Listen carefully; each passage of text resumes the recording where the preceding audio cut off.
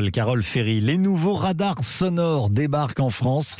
Le premier de ces radars sonores sera installé demain. Il détecte les bruits et vous verbalise si vous en faites trop, si vous faites trop de bruit avec votre voiture ou votre moto. Alors on peut se dire que c'est une bonne chose parce que ça va permettre de lutter contre la pollution sonore. C'est vrai que c'est agaçant d'entendre une moto qui réveille tout le quartier. Et on peut aussi se dire que c'est une nouvelle bonne occasion de verbaliser. Louise Salé avec nous. Bonjour Louise. Bonjour. Expliquez-nous comment ça va fonctionner.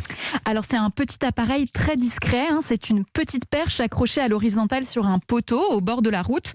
Des micros sont placés au bout, vers le bas, pointés dans plusieurs directions et ils enregistrent très précisément le son des véhicules qui passent juste en dessous.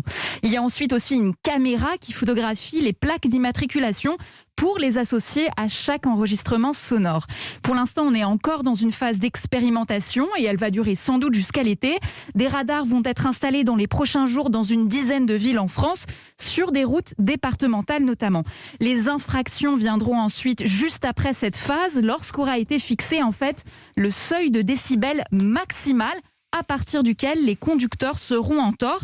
Et ce seuil vise en fait à repérer les moteurs qui sont débridés ou trafiqués illégalement et qui font beaucoup de bruit. La sanction, elle, est déjà connue. On sait qu'il faudra payer 135 € d'amende. En tout cas, c'est ce qu'il faudra payer de la part des contrevenants. Voilà, si on fait trop de bruit. Merci beaucoup Louise Salé. Voilà, Merci. le premier radar sera installé donc demain. On va en reparler évidemment sur Europe 1.